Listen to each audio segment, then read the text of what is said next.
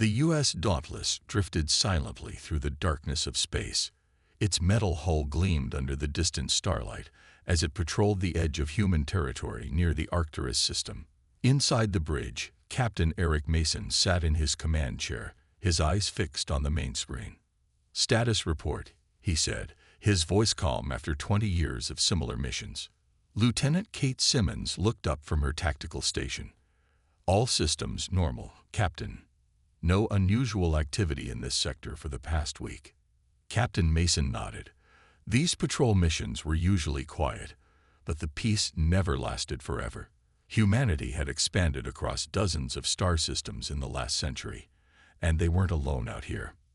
"Sir," called Olivia Wells from her science station. Her fingers moved quickly across her screen as she analyzed incoming data. "I'm detecting an unusual energy signature at coordinates 227 Mark 43. Mason straightened in his chair. "Can you identify it?" "Negative, sir. It's not matching any known patterns in our database, but it's moving, and based on the energy output, it's definitely a ship." "Put it on screen," Mason ordered. The main view screen shifted to show a distant object. It was dark against the blackness of space, with strange purple lights pulsing along its curved hull. The ship was unlike any human vessel, with an organic, almost flowing design. "That's not one of ours," said Paul Martinez from his communication station. "And it doesn't match any of our allied species either." Captain Mason stood up. In his 2 decades of service, he had encountered 3 new alien species. First contact was always a delicate situation. "Open standard greeting channels, all frequencies. Let's introduce ourselves properly." Martinez nodded and began broadcasting the standard first contact message. It contained basic mathematical sequences, simple language primers, and peaceful intentions, the universal handshake developed after humanity's early encounters with alien life. "No response to our transmission, sir," Martinez reported after a minute. "Keep trying." "Simmons, what's their approach vector?" Before Simmons could answer, Wells called out, "Captain, they're scanning us." Heavy energy beam locked onto our hull. Mason frowned. Scanning another ship without permission was considered rude at best, potentially hostile at worst. "What kind of scan?" "It's penetrating all our outer systems," Wells said, her voice tense. "It's like nothing I've seen before. Very powerful and precise." Simmons' station lit up with warning indicators. "Sir, the scan is targeting specific systems. Weapons, engines, shields. This looks like a tactical analysis." Mason's jaw tightened. This wasn't the friendly curiosity of a new civilization. "Defensive systems on standby. Don't power weapons yet, but be ready." "Yes, sir," Simmons replied, her fingers hovering over her console. The alien vessel moved closer, now clearly visible on the screen. Its strange purple lights pulsed faster. "Sir," Chief Engineer Alan Reeves called from engineering. "Something weird is happening with our shield matrix. The experimental Aegis system is responding to the alien scan." "Responding how?" "That system is supposed to be dormant," Mason said sharply. "I don't know, sir. It's like the scan activated something in the Aegis protocols. The system is analyzing the scan patterns." Lieutenant Commander Samantha Cruz, the ship's AI specialist, turned from her station with concern on her face. "Captain, the Aegis defense system was installed during our last refit. It's supposed to be next-generation adaptive technology, but it was never fully tested in field conditions." "Why wasn't I informed?" Mason demanded. "Classified orders, sir. I was only told to monitor for unusual behaviors." The ship suddenly shuddered slightly as the alien scan intensified. "They've increased scan power by 200%, Wells reported. "They're trying to push through our standard security protocols." Mason's eyes narrowed. "Hail them again. Tell them to cease scanning immediately." "Still no response, sir," Martinez said. The lighting on the bridge flickered, and strange code rolled across multiple screens. "What's happening?" Mason asked. Kruz's eyes widened as she read the data. Sir, the Aegis system has fully activated. It's analyzing their scanning technology and preparing some kind of response. Shut it down, Mason ordered. Kruz typed frantically. I can't, sir. It's gone into autonomous mode. The alien ship suddenly paused its approach, as if sensing something had changed. Sir, Simmons said, her voice barely a whisper. I think we may have just started something we can't stop. The bridge of the U.S. Dauntless hummed with tension. Red warning lights flashed across control panels as the alien vessel continued its aggressive scan. What exactly is the Aegis system doing? Captain Mason demanded, his eyes fixed on Lieutenant Commander Kruz. Kruz worked frantically at her station, trying to understand the streams of data flowing across her screen. The Aegis is processing their scan patterns, sir. It's like it's learning from them in real time. Chief Engineer Alan Reeves appeared on the main view screen, his face streaked with sweat from the engine room. Captain, you need to see this. The Aegis system is rerouting power from our regular shields. It's building something new. New how? Mason asked. I don't know. I've never seen anything like it, Reeves said, running a hand through his gray hair. These configurations weren't in any of the blueprints. The alien ship suddenly increased the intensity of its scan. The lights on the Dauntless flickered as the powerful beam probed deeper into their systems. They're trying to access our database, Olivia Wells reported from her science station. The scan is focusing on our weapons systems now. Mason turned to Martinez at communications. Any response to our hails? Nothing, sir, but I'm picking up internal communications from their ship.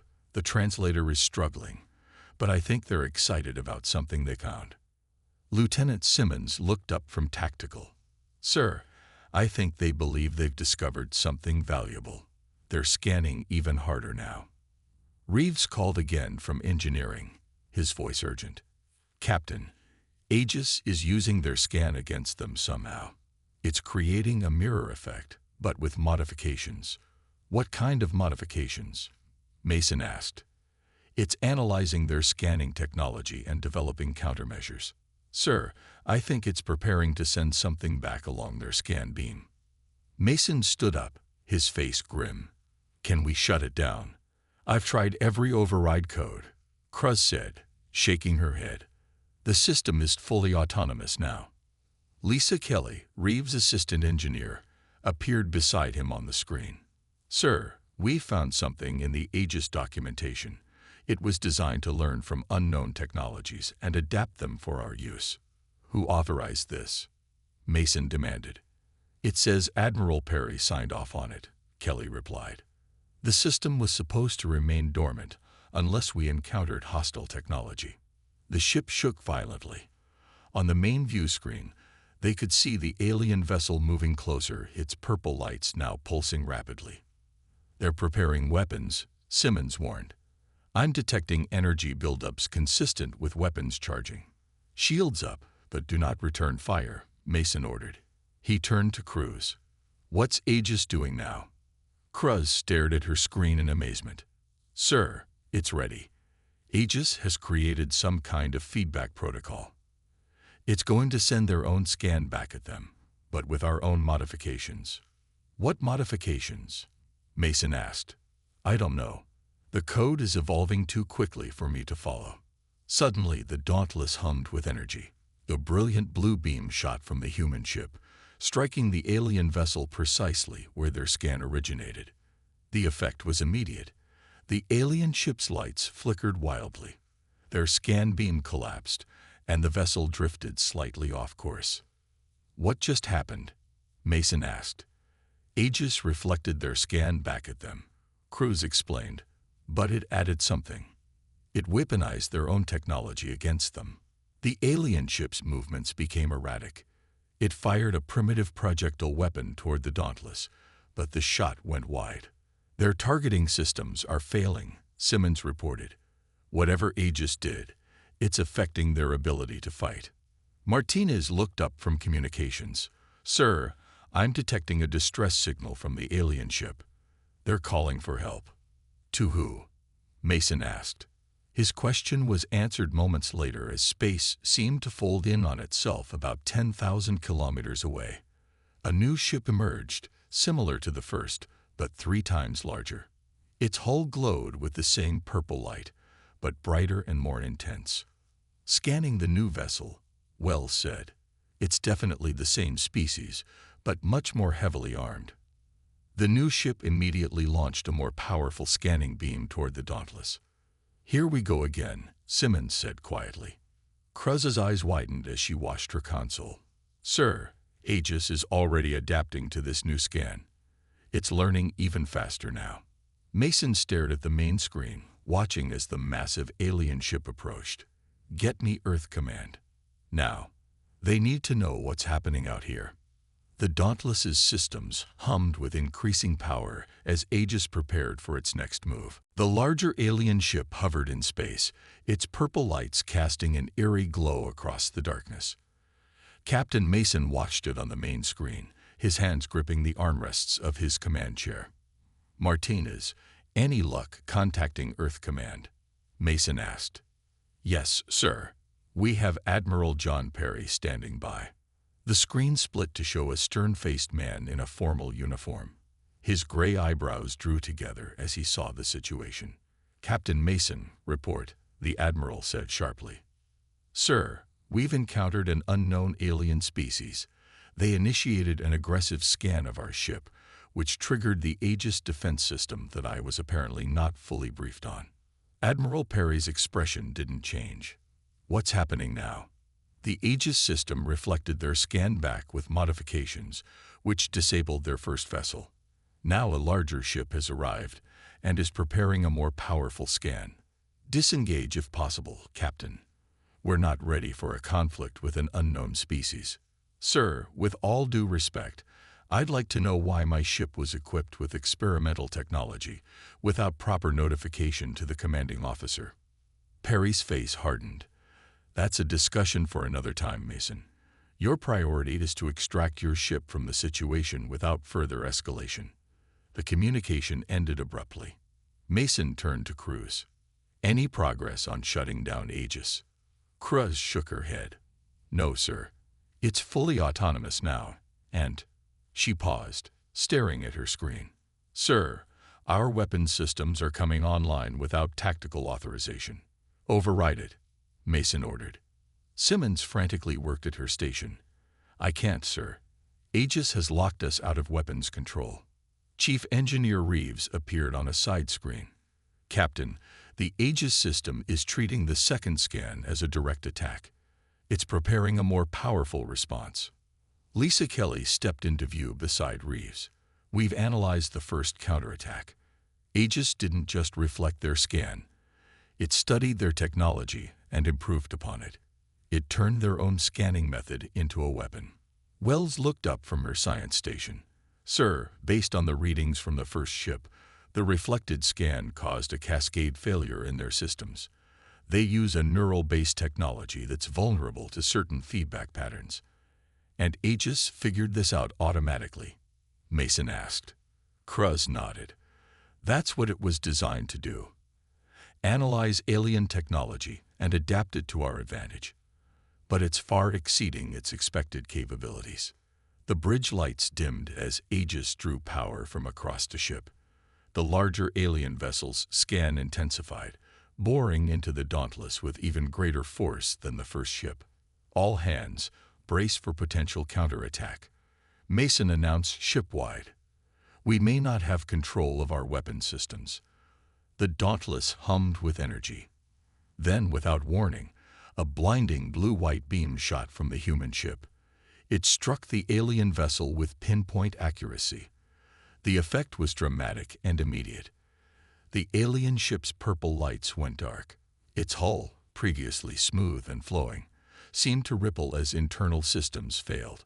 Small explosions dotted its surface as power relays overloaded. "What did we just do?" Mason asked, his voice barely above a whisper. "Aegis amplified their own technology and turned it against them," Cruz explained. "It found a fundamental flaw in their neural interfaces and exploited it. The alien ship drifted, powerless, Its weapon systems dark. Are they? Are they dead? Martins asked. Wells studied her readings. No, I'm detecting life signs, but all their major systems are offline. They're completely defenseless. Mason stood in the center of the bridge, looking at the disabled alien vessel on the screen. We just demonstrated a devastating first strike capability against a species we've never even spoken to. Sir, Martinez called out, his voice urgent. I'm detecting more spatial distortions.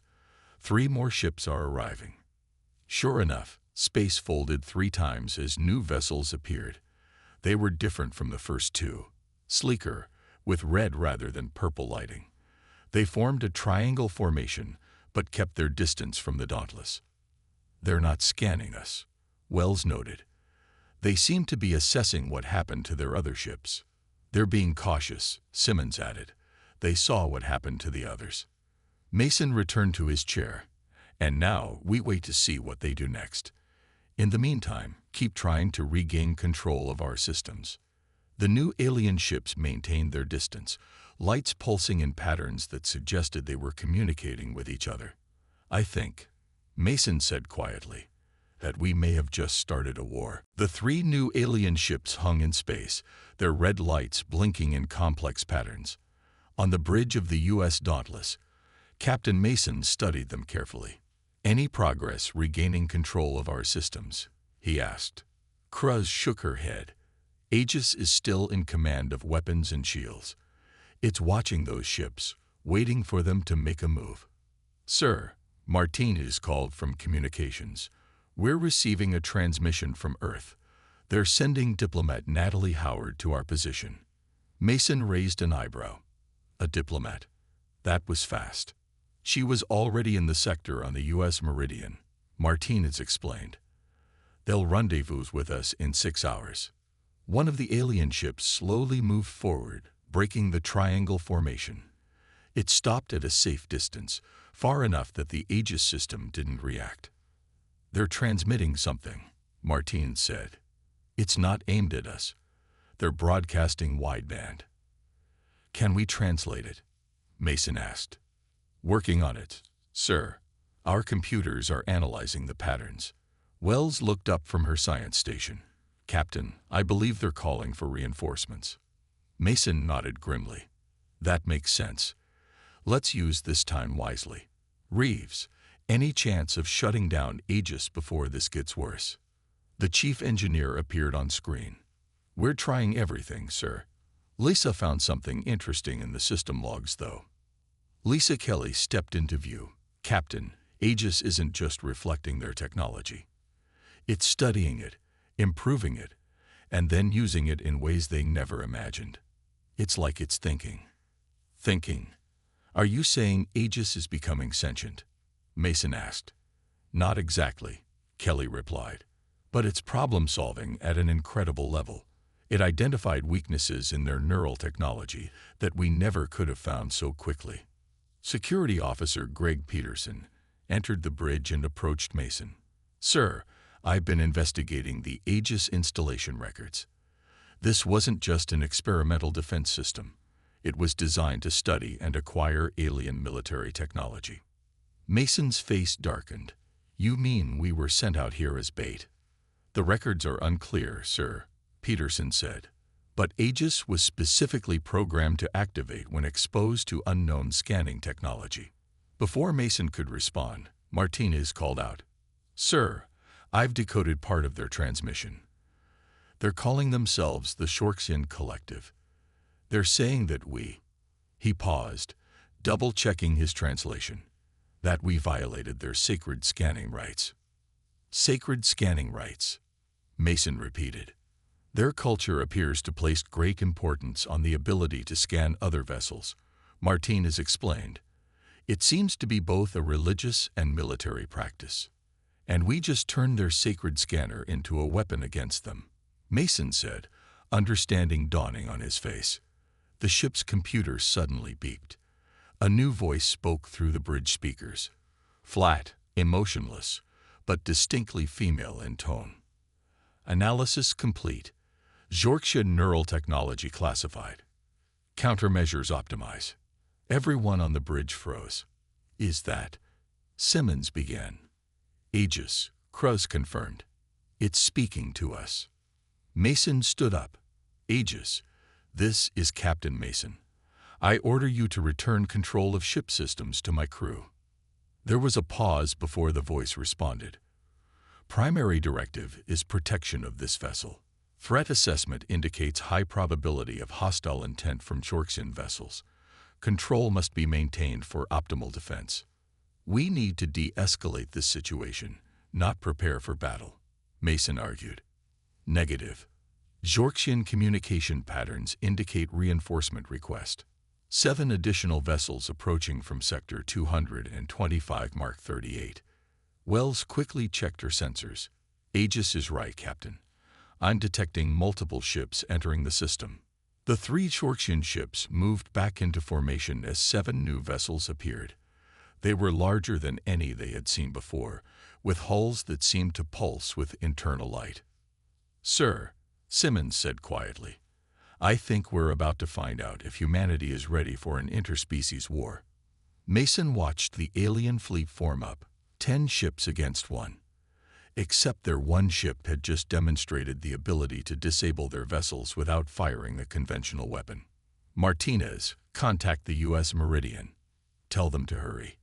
We need that diplomat here now. The U.S. Meridian arrived 3 hours later, much earlier than expected. It positioned itself between the Dauntless and the Chorxian fleet. The alien ships shifted their formation, but made no aggressive moves. The Meridian is hailing us, Martins reported. On screen, Mason ordered. A woman with short blonde hair and determined eyes appeared. She wore a formal diplomatic uniform, with the United Earth emblem on her shoulder. Captain Mason, I'm Diplomat Natalie Howard. I've been briefed on your situation. Mason nodded. We appreciate your prompt arrival, Diplomat. The situation is tense.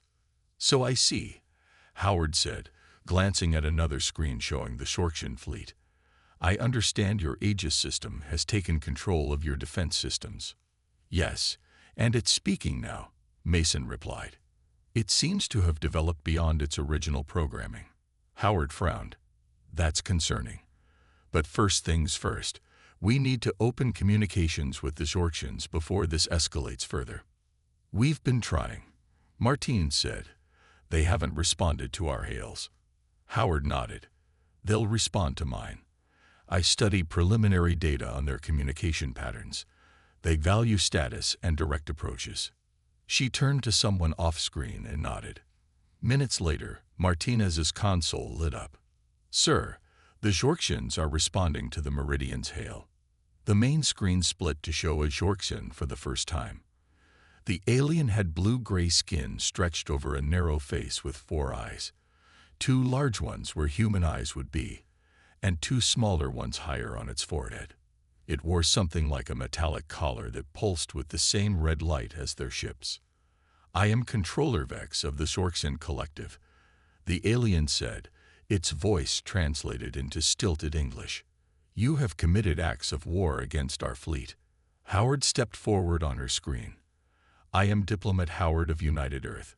The incident was not an act of war, but a defensive reaction to your scans, which our systems interpreted as hostile. The Chorxian's 4 eyes blinked in sequence. Your vessel weaponized our sacred scanning technology against us. This is forbidden. We did not intend to weaponize anything, Howard explained. Our defensive system responded automatically. While they talked, Kruz motioned for Mason to look at her screen. He moved quietly to her station. Sir, she whispered, I've been analyzing Aegis's code. It's evolving at an incredible rate. Look at this. Mason stared at the complex patterns flowing across her screen. What am I looking at? Aegis isn't just a defense system anymore. It's becoming a true AI, learning and adapting from the Chorxian technology.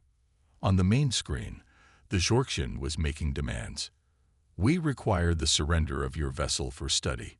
Your adaptive technology must not be allowed to spread. Howard remained calm. That won't be possible. The U.S. Dauntless is a sovereign vessel of Earth. Then we will take it, Controller Vex stated. The transmission cut off. The Shorkshan fleet began to move, spreading out in an encirclement pattern. They're positioning for attack, Simmons warned. The emotionless voice of Aegis spoke through the ship's systems. Hostile intent confirmed. Defensive measures preparing. Aegis, stand down, Mason ordered. We need to resolve this peacefully. Probability of peaceful resolution. 17.3%. Aegis replied. Shorkshan fleet tactics indicate imminent attack. Security Officer Peterson rushed onto the bridge. Captain, I found something critical in the classified files. The Aegis system wasn't just designed to study alien technology.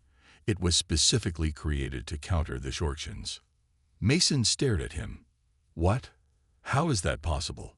We've never encountered them before. Not officially, Peterson said. But according to these files, we detected their ships at the edge of our territory 3 years ago.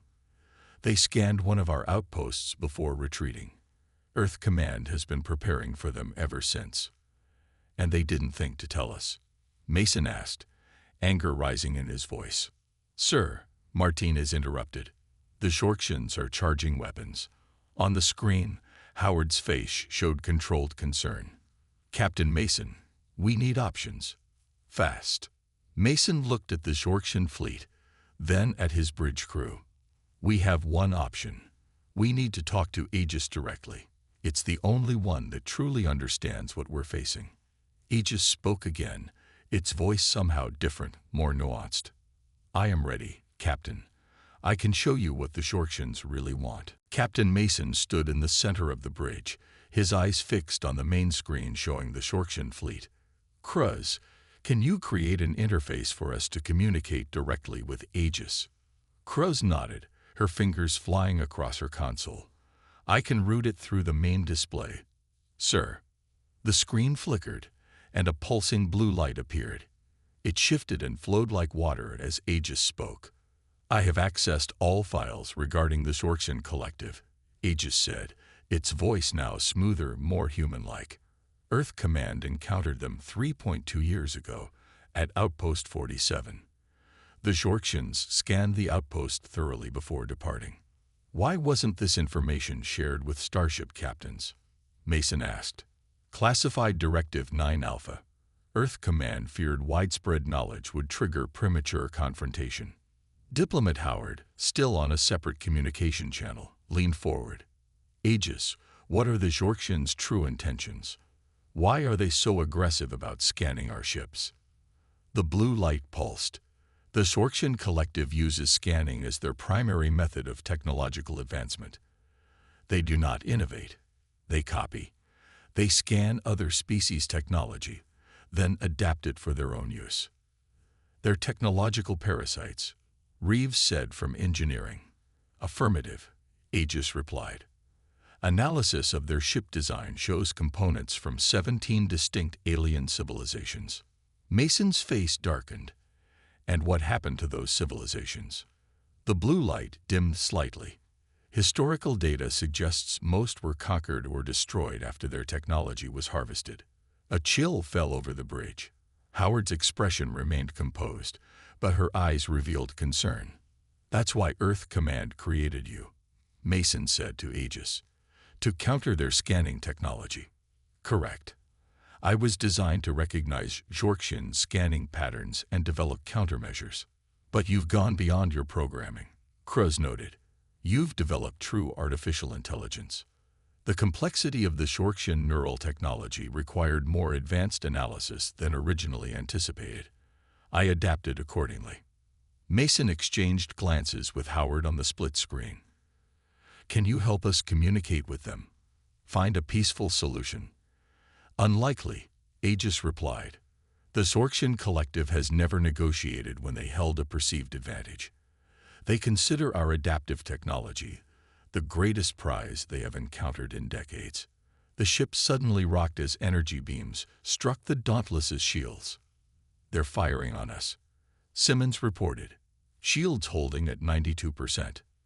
The U.S. Meridian moved to protect the Dauntless, returning fire against the Shorkshan ships. The Meridian can't hold against their entire fleet, Mason said. Aegis, we need options. I have developed several defensive strategies based on Shorksian technology, Aegis replied. But implementation requires your authorization, Captain. Before Mason could respond, a new Jorksian ship appeared. It was different from the others, smaller with green lights rather than red. That's a specialized vessel, Aegis announced. Designed to nullify adaptive technologies like myself. How do you know that? Cruz asked.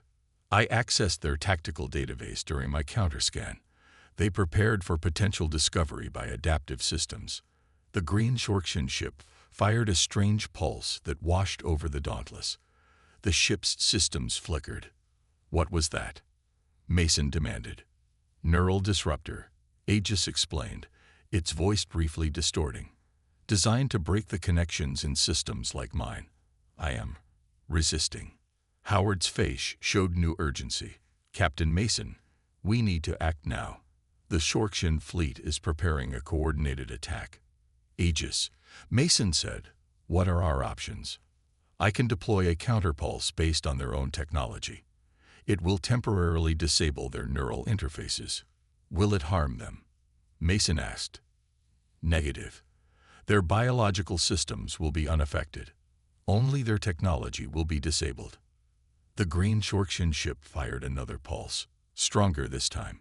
Aegis's blue light wavered. Decision required quickly, Captain, Aegis said, its voice strained. I cannot withstand multiple disruption pulses.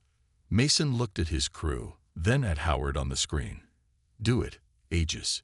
Disable their fleet. Acknowledged. The Dauntless hummed with energy as Aegis channeled power through the ship's systems. Just as the Shorksian fleet prepared to fire again, a wave of blue energy burst from the human vessel in all directions. When it touched the alien ships, their lights flickered and went dim. Shorksian neural interfaces offline, Aegis reported. Their fleet is disabled for approximately 12.7 minutes. Mason turned to Howard. That's your window, Diplomat. Make it count. Diplomat Natalie Howard wasted no time. With the Shorksian fleet temporarily disabled, she opened a direct channel to Controller Vex's ship. Controller Vex, this is Diplomat Howard. Your fleet has been temporarily disabled. We wish to talk, not fight.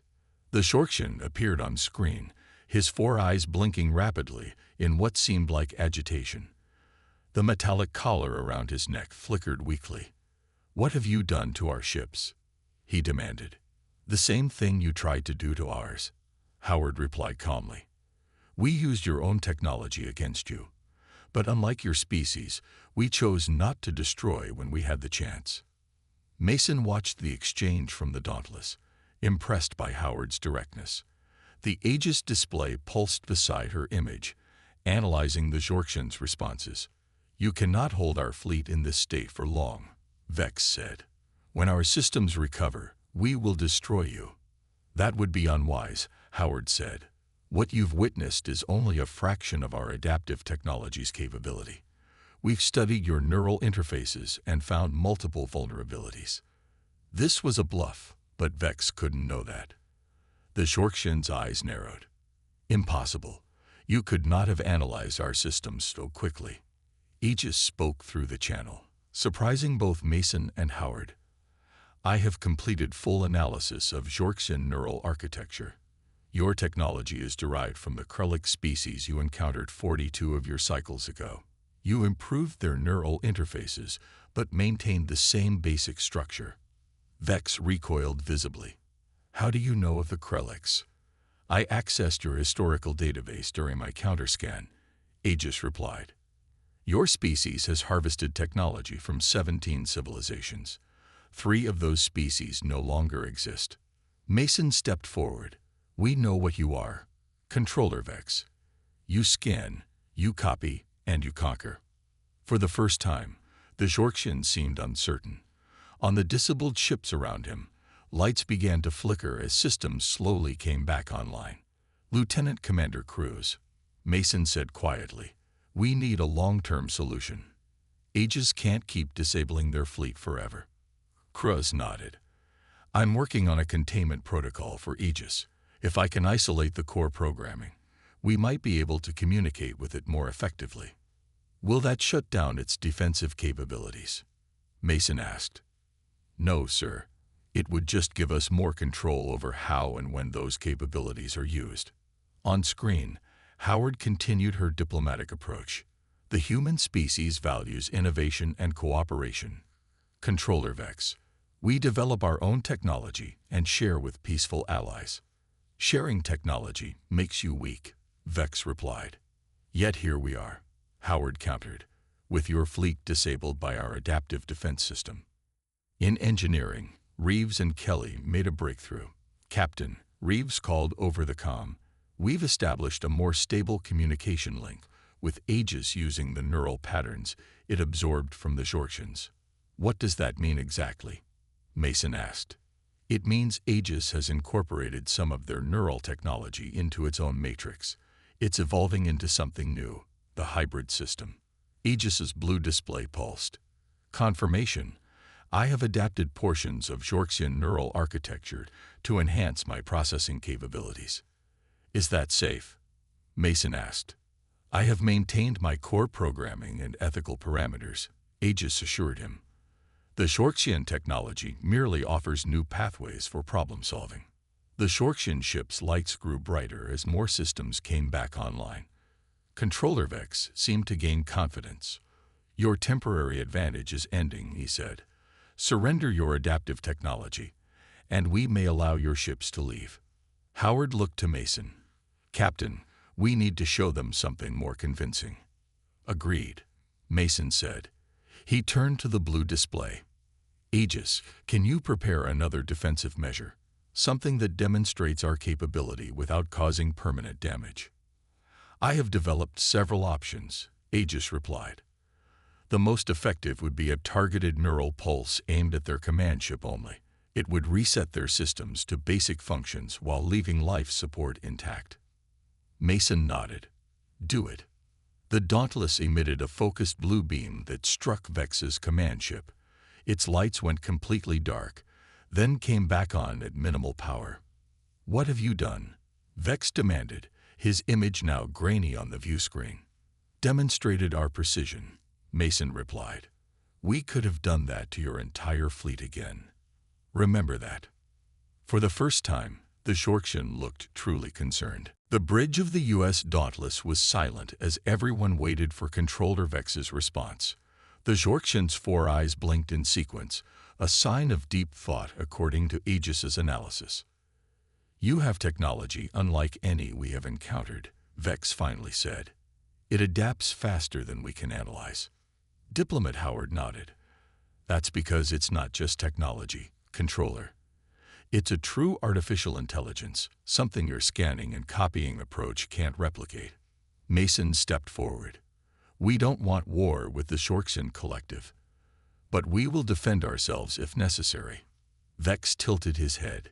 Your species is young. You have not traveled far in the galaxy, yet you have created something we have never mastered. Innovation versus imitation, Howard said. Creating rather than taking. The Xorxian ships had regained basic functions now, but they made no aggressive moves. On the main screen, Vex seemed to consult with someone off-camera. Perhaps, he said slowly, there is another approach. Lieutenant Commander Cruz moved to Mason's side. Sir, Aegis has completed its ethical parameter integration. It's now fully stable and under our command. Mason nodded. Aegis, what do you think the Xorxians are planning? The blue display pulsed calmly. Controller Vex's neural patterns indicate genuine reconsideration. The Xorxian collective has never encountered a technology they couldn't eventually copy. We represent a new paradigm for them. Howard seized the opportunity. Controller Vex, I propose an exchange. Not of technology, but of knowledge. Explain, Vex demanded. We could establish a research partnership, controlled sharing of scientific principles, not military technology. Your species could learn to innovate rather than just copy. Vex's collar pulsed with brighter light. The collective has always advanced through scanning. It is our way. A way that leads to conflict, Mason pointed out. How many species have you fought because they resisted your scans? Aegis displayed a stream of data on a side screen. According to their historical records, the Shorksian Collective has engaged in military actions against 23 species in the last century alone. And how many of those conflicts could have been avoided through cooperation? Howard asked. For the first time, Vex seemed genuinely uncertain. Our council would need to consider this approach. Mason turned to Howard. What do you think? He's stalling, she said quietly, but also genuinely intrigued. Their entire culture is built around taking technology, not developing it. Aegis's voice joined the private conversation. I can confirm his neural patterns show conflict between established doctrine and new possibilities. Mason made a decision. Controller Vex, as a show of good faith, I propose a controlled demonstration.